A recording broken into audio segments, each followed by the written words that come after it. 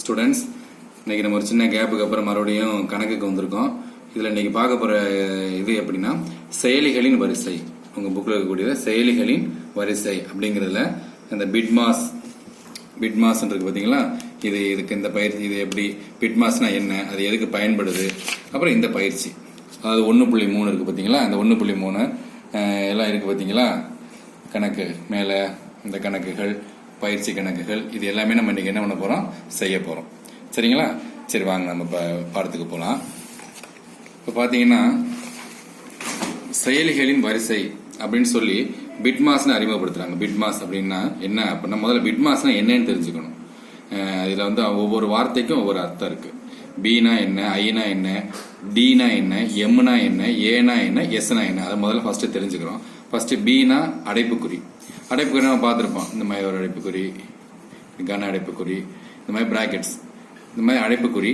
அடுத்து ஐ அப்படிங்கிறது அடுக்குகள். அடுக்குகள் அப்படிங்கிறது இந்த மாதிரி எக்ஸ் பவர் என் அப்படின்றதுனா என்ன என்பது அடுக்கு, இங்கே என்ன என்பது அடுக்கு. அடுத்து டினா வகுத்தல், இந்த மாதிரி இந்த குறி இருக்கலாம், இல்லை இந்த குறி இருக்கலாம். அடுத்து எம் அப்படின்னா பெருக்கல், ஏ அப்படின்னா கூட்டல், எஸ் அப்படின்னா கழித்தல். இதுதான் பிட்மாஸ். இதுதான் என்னது, பிட்மாஸ். இதை வந்து நான் இங்கிலீஷ்ல சொல்றேன். பினா என்ன அப்படிங்கிறது பார்த்தீங்கன்னா, பி அப்படிங்கிறது பிராக்கெட்ஸ், ஐ அப்படிங்கிறது இண்டிசஸ், டி அப்படிங்கிறது டிவிஷன், எம் அப்படிங்கிறது மல்டிப்ளிகேஷன், ஏ அப்படிங்கிறது அடிஷன், எஸ் அப்படிங்கிறது சப்ட்ராக்ஷன். ஸோ நம்மளுக்கு தெரியும் பிராக்கெட்னா என்னங்கிறது தெரியும். இண்டிசஸ்னா அடுக்குகள். நம்மளுக்கு 6ஆம் வகுப்புல அடுக்குகள் கிடையாது, அதனால ரொம்ப இந்த 6ஆம் வகுப்புல அடுக்குகள் அப்படிங்கிறத வந்து தெரிஞ்சுக்குங்க. அடுத்து டிவிஷன்னா வகுத்தல், மல்டிப்ளிகேஷனா பெருக்கல், அடிஷன்னா கூட்டல், சப்ட்ராக்ஷன்னா கழித்தல். ஸோ இந்த பிட்மாஸ் எதுக்கு சார் இந்த பிட்மாஸ் அப்படின்னா, இது சட்டன் ரூல்ஸ், இப்படிதான் செய்யணும், கணக்கை வந்து இப்படி செஞ்சா கணக்கு கரெக்டா வரும் அப்படிங்கிறதுக்கு நம்மளுக்கு அறிவுறுத்துறத ரூல்ஸ். இது யார் ஃபர்ஸ்ட் சொன்னது அப்படின்னா, அந்த விதியை சொன்னது யாருன்னா, பிட்மாஸ் விதியை கூறியவர் அக்கேலிஸ் ரெசல்ஃபெட். உங்களுக்கு கொஞ்சம் பேர் கஷ்டமா இருக்குங்கிறனால தமிழ்ல எழுதியிருக்கேன். அக்கேலிஸ் ரெசல்ஃபெட் அவர் தான் இந்த பிட்மாஸ் விதியை கூறியவர். பிட்மாஸ்ல முக்கியமா ஒன்று தான் சொல்றாங்க. என்ன சொல்றாங்க அப்படின்னா, இடது பக்கத்திலிருந்து வலது பக்கம் செல்லுதல் வேண்டும். அந்த கணக்கை நம்ம போடும் பொழுது இடது பக்கத்திலிருந்து வலது பக்கம் செல்ல வேண்டும். மைண்ட்ல வச்சுக்கணும். பிட்மாஸ்ன்னு வந்துட்டாலே நம்ம இடது பக்கத்துல இருந்து தான் வலது பக்கத்துக்கு போகணும் அப்படிங்கிற மைண்ட்ல நீங்க செட் பண்ணிட்டீங்கன்னா இன்னும் கொஞ்சம் ரொம்ப எளிமையா இருக்கும். சரிங்களா? ஸோ இந்த பிட்மாஸ் எதுக்கு அப்படி பயன்படுது அப்படின்னா, கணிதத்தை சமன்பாட்டை எந்த வரிசையில் செய்ய வேண்டும், கணிதத்தை சமன்பாட்டை எந்த வரிசையில செய்யணும் அப்படிங்கிறது பிட்மாஸ் சொல்லுது. சோ பிட்மாஸ் கூறியது யாரு சொன்னது அப்படின்னு பார்த்தா, அக்கேலிஸ் ரெசல்ஃபெட். பிட்மாஸ் வந்து ஃபர்ஸ்ட் மெயின் இடது பக்கத்திலிருந்து வலது பக்கம் செல்லுதல் வேண்டும், அதான் மெயின். அதுக்கப்புறம் இந்த கணக்கு சமன்பாடுலாம் எப்படி தீர்க்கிறது, எந்த ஸ்டெப்ல போகணும், என்ன மாதிரி போடணும் அப்படிங்கறத சொல்றதுக்கு இந்த பிட்மாஸ். ஓகேவா? இப்ப நம்ம கணக்குக்கு போவோம். கணக்குக்கு போகும்போது உங்களுக்கு ரொம்ப சிம்பிளா புரியும்.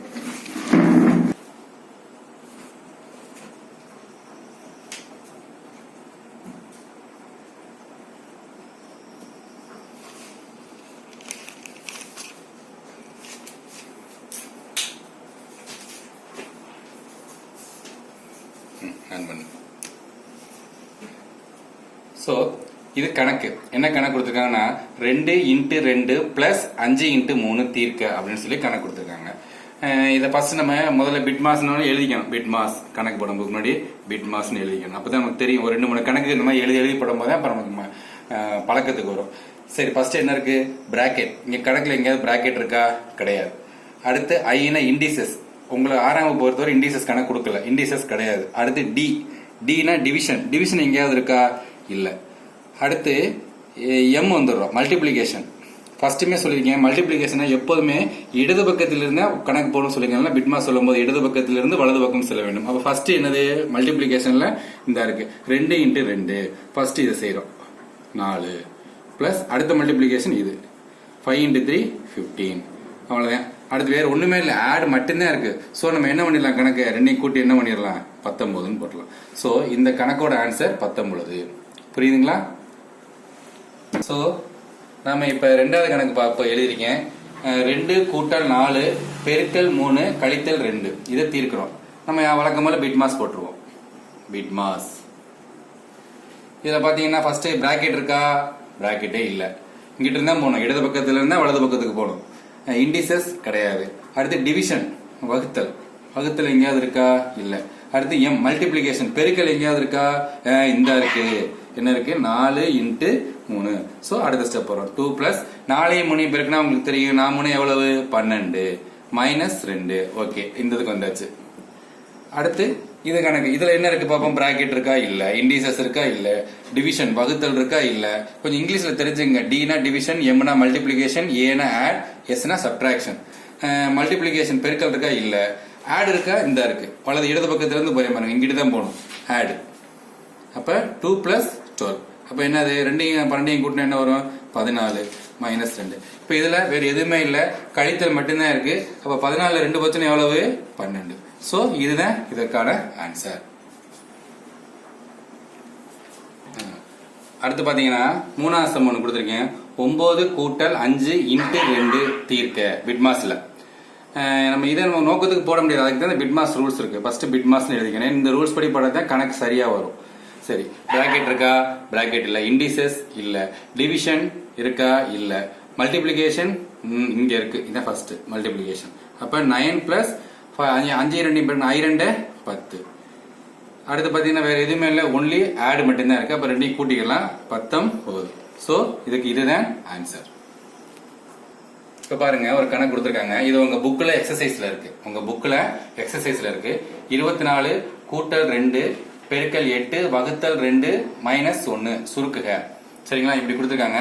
இதுவும் நம்ம எதை பயன்படுத்தி தான் போட முடியும்? பிட்மாஸ். இப்ப பார்க்க போறோம். எப்போதுமே இடது பக்கத்துல இருந்து வலது பக்கத்துக்கு செல்லணும். இங்கிட்ட இருந்து தான் போகணும். ஃபர்ஸ்ட் பிராக்கெட் இருக்கா? இல்ல. இண்டிசஸ் இல்ல. டிவிஷன் எங்கேயாவது இருக்கான்னு பார்ப்போம். இந்த இருக்கு டிவிஷன். அப்ப சோ இங்க இருக்கு டிவிஷன். அப்ப 8 2ஆல வகுத்துருக்காங்க. நம்ம ஓரமா போட்டுக்கணும். 8 2ஆல வகுத்தா 2 4 8. அப்ப 4 வருது. சோ நம்ம இங்க வரணும். இப்ப 24 கூட்டல் 2 இன்ட்டு 8 2ஆல வகுத்தா என்ன வருது? ஆன்சர் 4. சோ அப்புறம் -1. சோ அப்ப அடுத்த ஸ்டெப் போறோம். அடுத்த ஸ்டெப் பாக்குறோம். மறுபடியும் ஃபர்ஸ்ட்ல இருந்து வரணும். பிட்மாஸ் இடது பக்கத்துல இருந்து வலது பக்கம். என்ன பாக்குறோம்? பிராக்கெட் இருக்கா? இல்ல. இண்டிசஸ் இல்ல. டிவிஷன் இல்ல. மல்டிப்ளிகேஷன் பெருக்கல் இங்க இருக்கு. பெருக்கல் மல்டிப்ளிகேஷன். அப்ப இது ஆபரேஷன். சோ இப்ப 24 கூட்டல் 2 4 8 -1. சோ ஓகே, முடிஞ்சிருச்சு. அவ்வளவுதான். அடுத்து மறுபடியும் பாக்குறோம். இதுல என்ன இருக்கு பாக்குறோம்? Bracket, indices, division, multiplication, add. இந்த இருக்கு ஆட். இதான் ஃபர்ஸ்ட் போடணும். ஏன்னா இடது பக்கத்துல இருந்து தான் போகணும். ஆட். 24 8 கூட்டினா என்ன வரும்? 32 -1. வேற எதுவுமே இல்ல, சப்ட்ராக்ஷன் மட்டும்தான் இருக்கு. 32ல 1 போச்சுன்னா எவ்வளவு? ஆன்சர் 31. சோ இதுதான் இந்த நாலாவது அந்த புக்ல கொடுத்துக்கூடிய இந்த எக்ஸசைஸுக்கான ஆன்சர். இதுதான். கணக்கு புரியுதா? ஸ்டூடெண்ட்ஸ், நம்ம செயலிகளின் வரிசையில பிட்மாஸ் பார்த்தோம். இப்போ இந்த எக்ஸசைஸ் கணக்கெல்லாம் போட்டிருக்கேன். சின்ன சின்ன கணக்குகள்லாம் உங்களுக்கு போட்டிருக்கேன். இப்போ நம்ம என்ன பண்ணுவோம்? அடுத்த வீடியோஸ்ல உங்களுக்கு பயிற்சி 1.3 நான் எப்படி என்ன பண்ணலாம் அப்படிங்கறத அடுத்த வீடியோவில் நான் உங்களுக்கு சொல்றேன்.